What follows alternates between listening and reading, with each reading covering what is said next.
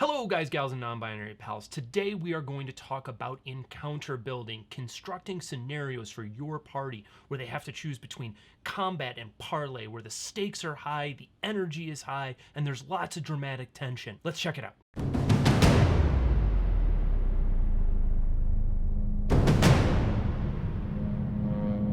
So as a dungeon master, I spend a lot of time thinking about building encounters, and I ask folks that I trust for their opinions. So I'm going to present to you some ideas that I have gained from other dungeon masters and from folks like Matt Colville, the website The Monsters Know What They're Doing, WebDM, and more. These are tools that I have put together to make my combat encounters for my players more interesting. First, we want to talk about action economy. I think that action economy may be the most important factor in creating a scenario that has high stakes. When I talk about action economy, I look at it from the perspective that whatever side the party or their opponents has the most actions in any combat round, they are probably going to win. That can come about in a couple of different ways. It can come about by the number of individuals, or as your players level up or their opponents level up, the number of actions a given character can engage in on a round. When we talk about our scenarios and our descriptions today, I am going to use a standard arrangement of 5 party members at level 3. I'm making that choice so that we can have some consistency in our vocabulary and in the grammar of our discussion. And because at level 3, our math is easier. Most of our party is only going to have 1 action per round. Are there exceptions to that? Of course there are. There are things like action surge. There are the opportunity to cast a spell and a cantrip. But for the most part, we can think about limiting ourselves to 1 action per turn per character, and use that as the jumping off point for discussing options. When it comes to action economy, what we want to think about is the balancing of actions. How do we get the number of actions to be close to equal between the party and their opponents? I look at a couple of different things. First, how many attacks are the opponents going to have? If I am throwing single attack opponents at my party, like goblins, bugbears, ghasts, and the like, I need to think about getting the number of attacks to be close to what my party's number of actions will be. Equal, maybe a little greater, maybe a little lower. A couple of ways I can go about that. One, I can do it in mass, right? I can present a mass of characters that are going to show up and attack my party.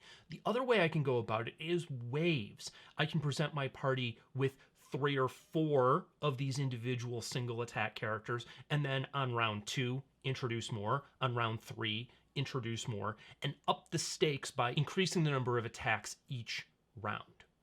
My other option is to inject multi-attack opponents. For example, a hook horror, which has 2 attacks, that is going to have the same amount of combat ability as 2 of my level 3 players for the most part.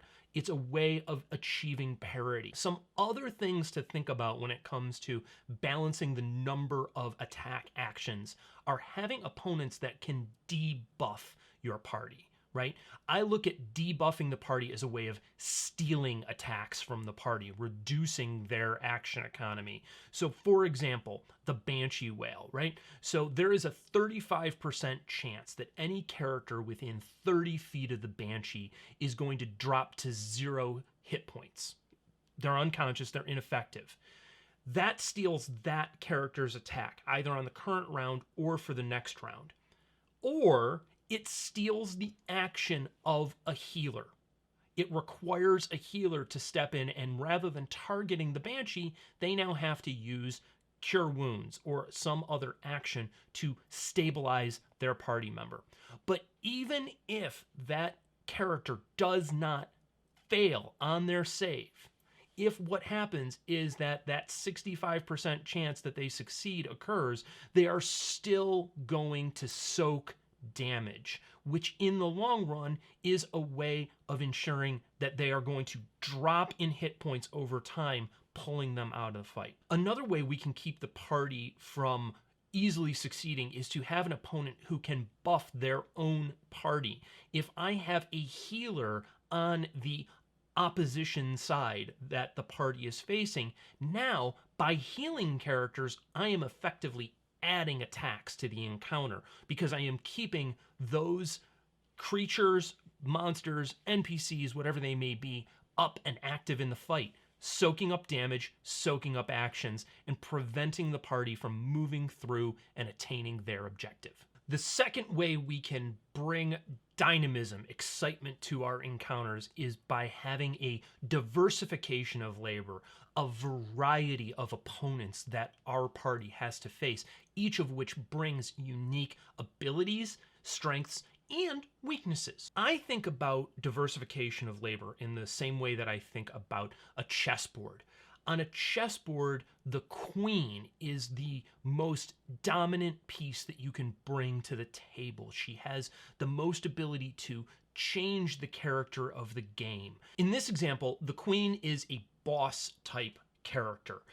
Bosses are hard to kill. They have high hit points or high armor class. Sometimes they have both. They can change the battle space. They have actions that have no save, that cause passive effects on the battle space, that reduce the party's ability to engage. They may have legendary actions, actions that take place on the party's turn.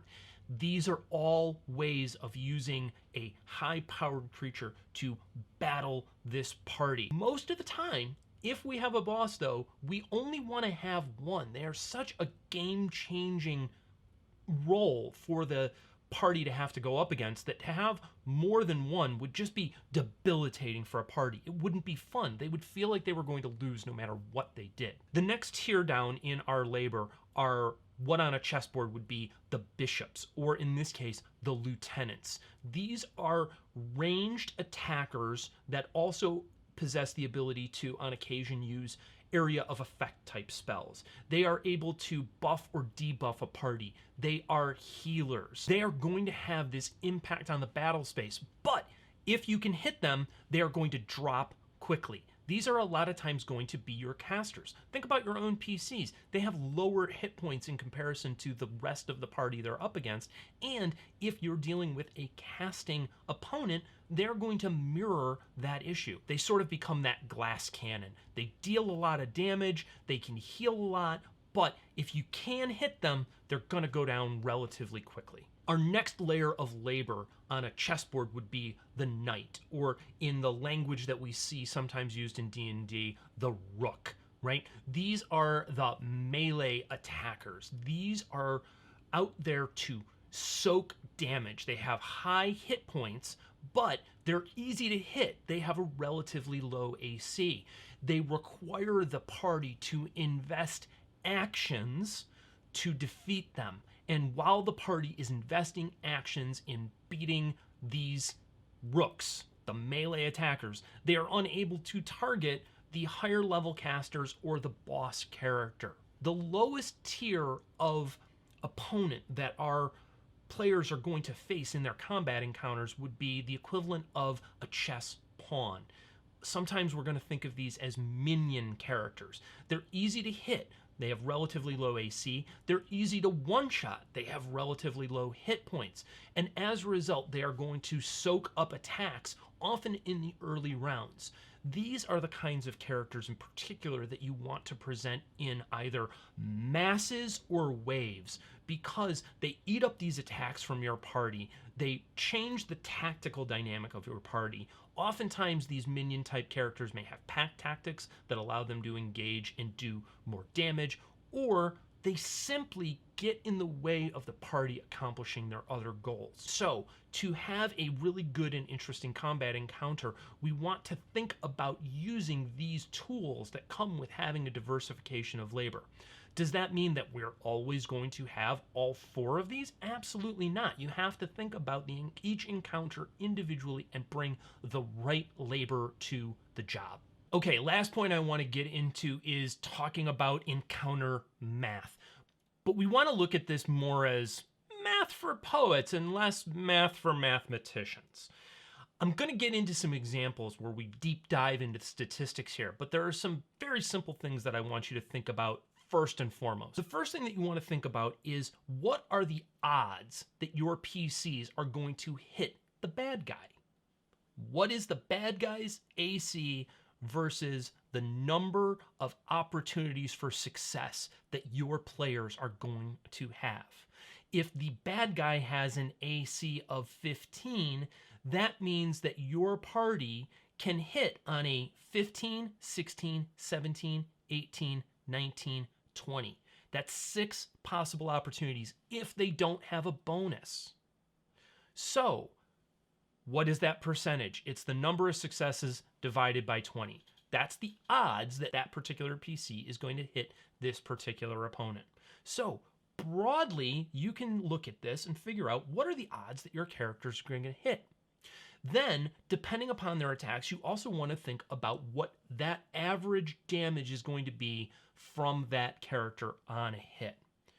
Once you know that, you can figure out the average damage per round you can expect, and on any given encounter, with just a little bit of averaging, you can figure out how many rounds your combat is likely to go.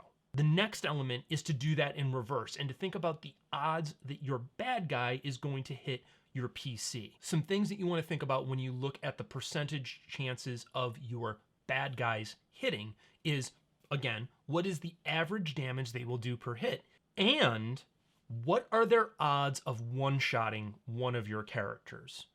If your bad guy crits and does max damage on both dice plus their bonuses, are they going to one-shot one of your characters if that character is at full health?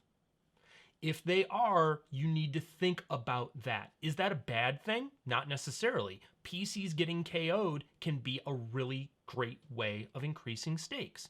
It provides an opportunity to steal actions, but you don't want to overdo that, and you don't want to put your players in a situation where it looks like you are trying to one-shot them. Now, let's sit down and we're going to talk through a couple of examples with the math, and I'm going to go ahead and put the math right here on the screen so we can look at it. So, for this example, we are going to take a party of 5 PCs. All of them have +3 to hits, and all of them do 1d8 plus 2 damage. This just gives us a simplification of math for the example, right? So they are going up against a Gnoll Pack Lord. This Gnoll Pack Lord has a AC of 15. They have 49 hit points. So let's talk about this from the player's side first. If this Gnoll Pack Lord has an AC of 15 and the party has a +3 to hit, that means they're going to hit with a 12, 13, 14, 15, 16, 17, 18, 19, 20. So there are 9 opportunities for them to succeed out of any given 20-sided die. That means that 45% of the time they are going to hit. What we want to think about is the probability of failure. There's a 55% chance that they will fail on any given round. Now I want to think about what are the odds that they'll all fail. The way we calculate that is that we take the probability of any one of them failing and we multiply the number of times that that could happen. In this case, that is 55% raised to the 5th power, right? So 0.55 times itself 5 times, giving us a probability of 0.05, 5% chance on any given round that all of my players will miss. Pretty low odds. They're likely to hit. So what does that mean? I then want to calculate what are the odds that at least one of them will hit. Pretty simple. 1, because it's 100, minus that probability of all missing. So 1 minus 5%, there is a 95% chance that at least one of my players is going to hit on any given round. And there is a 45% chance that each one of them might hit. So now I look at damage, right? The average damage for my players is going to be 6.5 points of damage per hit. Why 6.5? They do 1d8. The average on a 1d8 is 4.5 plus 2, 6.5. That means that if every single one of my PCs hit and does average damage, they are going to average, we'll call it 33 hit points. It's 32.5. We'll call it 33 hit points of damage on a round. That means that this combat action would last a minimum of 1.5 rounds. If conversely, only one of my players hits on a round and does average damage, technically 6.5, we'll call it 7 hit points of damage. That means that this combat is going to last at least 7 rounds. This gives me a left and right boundary for how long this combat encounter will take if only my party is acting. I also need to think about what my Gnoll Packlord can do. So my Gnoll Packlord has a +5 to hit, and they do 1d10 plus 3 damage. What does this mean? It means that anything from a 10 to a 20 will hit a member of my party that has a 15 AC. So that's 11 chances out of 20, or 55%. So on every round, that Gnoll has a 55% chance of hitting one of my players. So now what I want to think about is, if that Gnoll hits, how much damage might they do? And what effect is that going to have on the party? Well, the average is that they will do 7.5. So we'll call it 8 HP of damage per hit. So that's going to give my party time to target their attacks.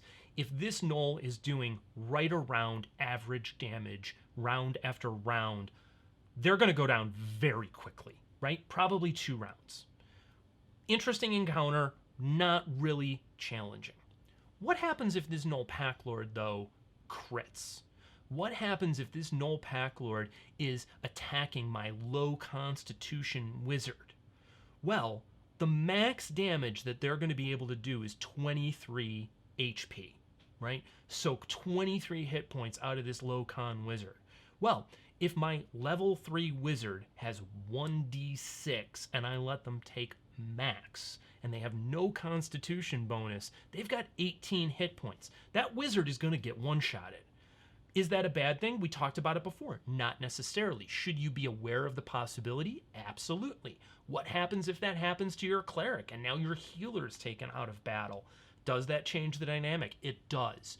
These are the kinds of things that you want to think about in your encounter math, is how will the averages affect the combat action and how will the critical successes affect the action. When we're looking at these encounters, when we're looking at action economy, when we're looking at diversification of labor, when we're getting into the average odds of our players versus our opponents hitting one another and how many combat rounds this encounter is going to go, we want to think about the stakes that are going to be occurring here, right?